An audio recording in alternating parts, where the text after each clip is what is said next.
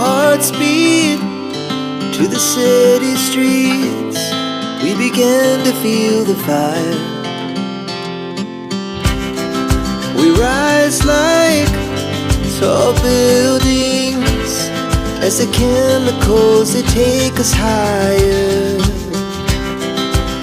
Kitchen चाहे छोटा हो या बड़ा, पर उसमें हमेशा स्पेस की कमी तो रहती ही है।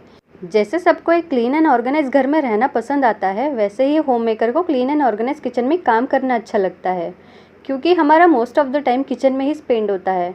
और अगर हमारा किचन एकदम क्लीन एंड ऑर्गेनाइज रहे तो वहाँ पर काम करना भी बहुत ज़्यादा स्ट्रेस फ्री लगने लगता है। बट हमेशा पॉसिबल नहीं होता कि किचन हर वक्त आपको साफ़ सुथरा मिले, ऑर्गेनाइज्ड मिले। अगर हम कुछ काम भी करते हैं तो किचन हमारा गंदा होता है। सबसे ज़्यादा किचन तब गंदा होता है जब मॉर्निंग में सबका खाना, ब्रेकफास्ट एक साथ ही हम बनाते हैं, उसकी प्रिपरेशन करते हैं।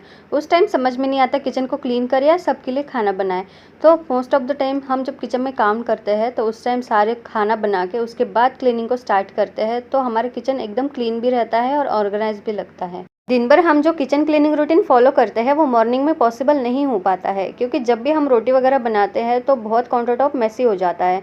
तो इससे थोड़ा सा बचने के लिए अगर काउंटर टॉप पे आप एक कपड़ा बिछा कर रखेंगे और उसके बाद उस पर रोटी बनाएंगे तो आटा भी ज़्यादा स्प्रेड नहीं होगा और आपको क्लीनिंग करते वक्त ज़्यादा स्ट्रेस नहीं होगा। रोटी बनाने के बाद ये जो आटा बचता है उसे एक प्लेट में निकाल कर साइड में रख देना चाहिए। जब भी आप नेक्स्ट टाइम कभी रोटी बनाते हैं तो उसमें ये आटा मिक्स करके आप दूसरी रोटियां बना सकते हैं। क्योंकि हम हमारे डिब्बों में ज़्यादा आटा रखते हैं तो ये यूज़ किया हुआ आटा उसमें कभी मिक्स करना पसंद नहीं करते, तो यही आटा अगर आप साइड में रख कर नेक्स्ट रोटियाँ जब बनाते हैं उसमें यूज़ कर सकते हैं। जब भी आप किचन में काम करते हैं तो काउंटर टॉप पे हमेशा एक कपड़ा बिछा कर रखने से बहुत बड़ी हेल्प हो जाती है, क्योंकि जब भी कटिंग, चॉपिंग या फिर रोटी बनाने के काम होते हैं उसमें बहुत ज़्यादा मैस हो जाता है। तो काउंटर टॉप को क्लीन करते करते भी बहुत ज़्यादा स्ट्रेस हो जाता है, तो इस सारी चीज़ों से बचने के लिए ये कपड़ा भी बहुत हेल्पफुल होता है। जब भी मुझे किचन क्लीनिंग रूटीन स्टार्ट करनी होती है तो सबसे पहले मैं सब खाना बनाकर साइड में रख देती हूँ, जिससे कि मुझे बाकी काम करने में भी आसानी हो जाती है। जो भी काउंटर टॉप पे बर्तन होते हैं वो एक साइड में सिंक में जमा कर देती हूँ, जिससे कि काउंटर टॉप भी थोड़ा खाली हो जाएगा, थोड़ा स्पेस क्रिएट हो जाएगा। और कुकटॉप पर जो लेफ्ट ओवर फूड होता है हमेशा उसे सर्विंग बॉल में निकाल कर रख देती हूँ, क्योंकि बड़े बर्तनों में अगर कुकटॉप पर कुछ भी ऐसे रख दिया जाए तो बहुत बड़ा स्पेस भी उसमें चला जाता है और दिखने में भी मैसी लगता है। जितना भी बचा हुआ खाना होता है उसे मैं थोड़ी देर बाहर रख देती हूँ, क्योंकि काउंटर टॉप पे स्पेस इतना है नहीं कि उसमें सारी जगह पर मैं कुछ रख पाऊँ।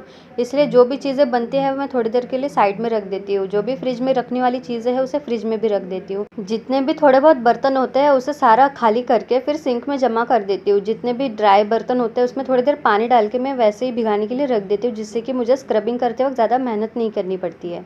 चकला बेलन जब भी यूज़ करती हूँ उसे नॉर्मल पानी से वॉश करती हूँ और तुरंत उसे ड्राई कपड़े से पोंछ कर वापस अपनी जगह ऑर्गेनाइज करके रख देती हूँ, जिससे कि उसमें कोई भी दाग धब्बे नहीं आते हैं। यही छोटी छोटी चीज़ों में अगर प्रिकॉशंस लेते हैं तो बहुत सारी चीज़ें खराब होने से बच जाती है।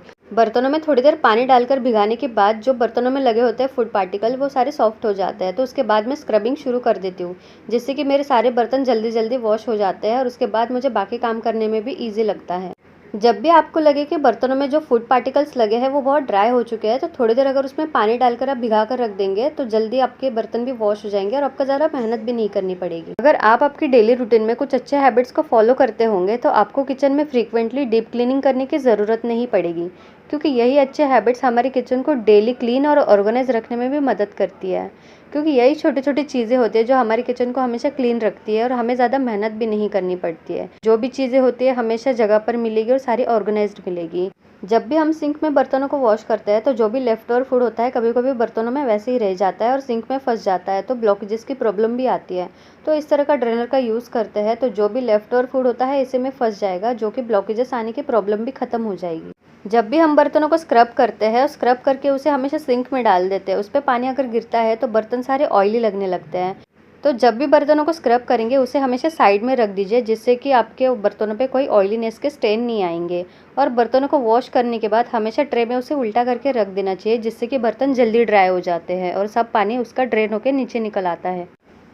मॉर्निंग की भागदौड़ में सारे काम एकदम फटाफट कर देती हूँ। बर्तन एक बार स्क्रब होने के बाद उसे हमेशा मैं साइड में रख देती हूँ, जिससे कि बर्तन ड्राई होने के लिए टाइम भी मिल जाता है। जब तक बर्तन ड्राई होते हैं मैं बाकी सारे काम भी कर लेती हूँ।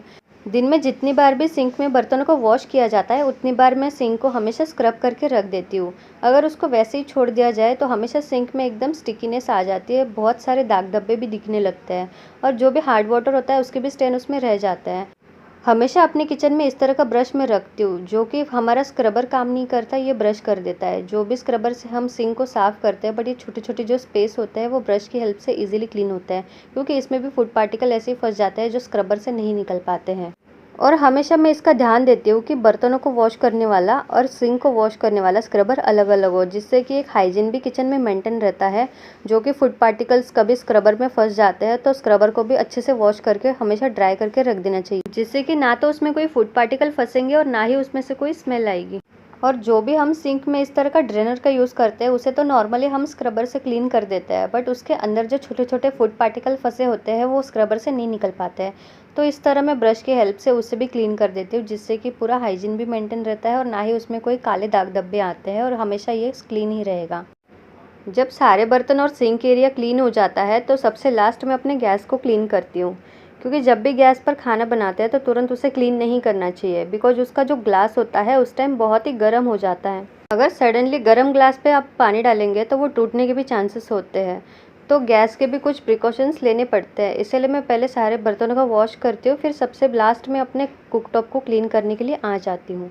तो अगर आप आपके किचन में ग्लास वाला कुकटॉप का यूज़ करते हैं तो उसमें भी ढेर सारे प्रिकॉशंस लेने पड़ते हैं। तो गर्म ग्लास पे कभी पानी नहीं डालना चाहिए और ना ही उसे उसी टाइम क्लीन करना चाहिए।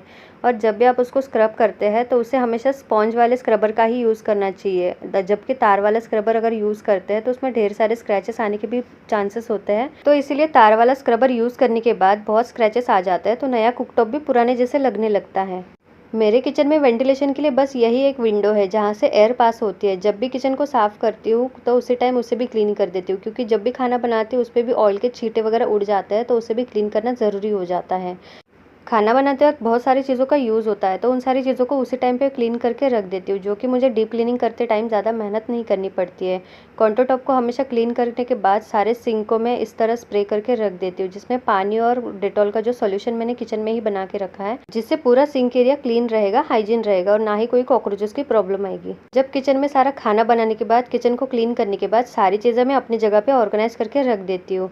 जब सारा काम होने के बाद किचन एकदम क्लीन एंड ऑर्गेनाइज लगता है तो देखने में भी सुंदर लगने लगता है। एक होममेकर का most of the time kitchen में ही स्पेंड होता है, तो यही एक होममेकर की छोटी छोटी हैबिट्स होते हैं जो अपने किचन को हमेशा क्लीन एंड ऑर्गेनाइज रखने में हेल्प करती है। अगर आप डेली रूटीन में यही छोटे छोटे हैबिट्स फॉलो करते होंगे तो आपका काम भी जल्दी हो जाता है और बाकी सारी चीज़ें करने के लिए भी आपको टाइम मिल जाता है। अगर आपको मेरा ये वीडियो पसंद आया होगा तो मेरे इस वीडियो को एक लाइक ज़रूर कीजिएगा, जिससे कि मुझे एक मोटिवेशन भी मिलता है। जब भी हम इस तरह के किचन क्लीनिंग वीडियोस देखते हैं तो हमारे अंदर ये एक मोटिवेशन आ जाता है, जो कि हम अपने किचन में अप्लाई करने की कोशिश करते हैं। तो इस तरह के और भी क्लीनिंग रूटीन मैं आपके साथ शेयर करती रहूँगी। अगर आप इस चैनल पे नए हैं तो मेरे इस चैनल को सब्सक्राइब ज़रूर कीजिएगा और वीडियो को लाइक कीजिएगा। मिलते हैं नेक्स्ट किचन क्लीनिंग टिप्स के साथ, तब तक के लिए lots of love from Dhruv and mom's mini blog. Our hearts beat to the city streets. We began to feel the fire.